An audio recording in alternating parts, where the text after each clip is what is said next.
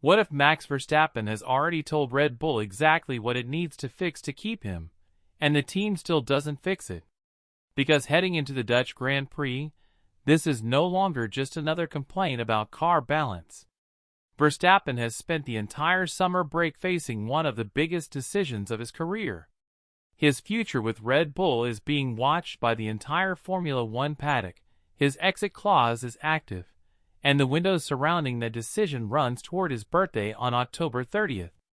And now, instead of giving Red Bull another vague answer about needing a faster car, Verstappen has identified something extremely specific: mid-corner understeer.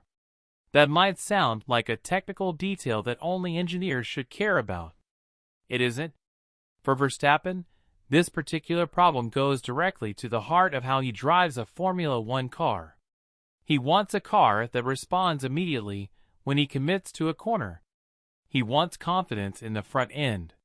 He wants to be able to attack the middle of a turn without feeling like the car is going to push wide. And according to the comments surrounding his preparation for Zandvoort, that is exactly where the current Red Bull has been letting him down. So why is Verstappen talking about this now? Why has this specific problem suddenly become so important? And perhaps the biggest question of all, if Red Bull can't fix it before Verstappen has to make his decision, what exactly is left to convince him to stay? Because this story isn't only about understeer. It's about trust. It's about development direction. It's about a Red Bull team that has undergone enormous changes in a single season. And it's about a four-time world champion potentially deciding whether the organization that gave him his greatest successes is still capable of giving him the car he needs for the next chapter of his career. Before we get into the contract situation, we need to understand why Verstappen's comments about the car matter so much. Understeer is one of those Formula One terms that gets thrown around constantly, but its real impact is easier to understand than the technical definition makes it sound. Imagine approaching a corner at extremely high speed. You turn the steering wheel. You expect the front of the car to respond immediately and follow the direction you've chosen. But instead, the front tires don't give you quite enough grip. The car wants to continue moving outward. You turn more, but the car still doesn't respond as sharply as you want. That is understeer. And when it happens in the middle of a corner, the consequences can be significant. You can't carry the speed you wanted. You have to adjust the steering. You may have to lift off the throttle. And because you've lost speed in the middle of the corner, you also lose speed on the exit. That means the problem doesn't necessarily cost you time in one single moment. It can continue costing you time all the way down the next straight.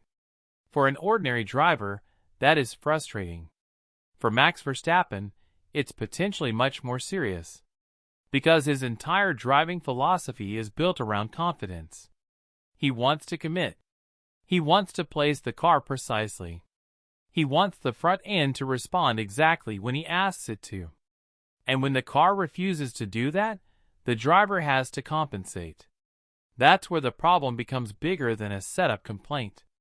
It's a confidence problem. Verstappen has spent years developing a reputation for extracting extraordinary performance from difficult machinery. He's incredibly comfortable attacking corners aggressively. He's comfortable rotating the car. He's comfortable operating at the limit.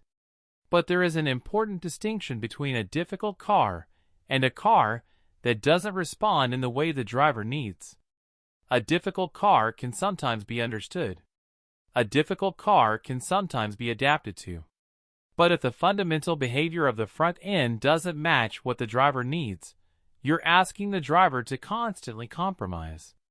And Verstappen doesn't want compromises. He wants performance. That is why his public comments about mid-corner understeer carry more weight than they might initially appear to.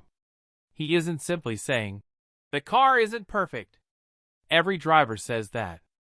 He's identifying a specific characteristic that is repeatedly affecting his ability to attack corners.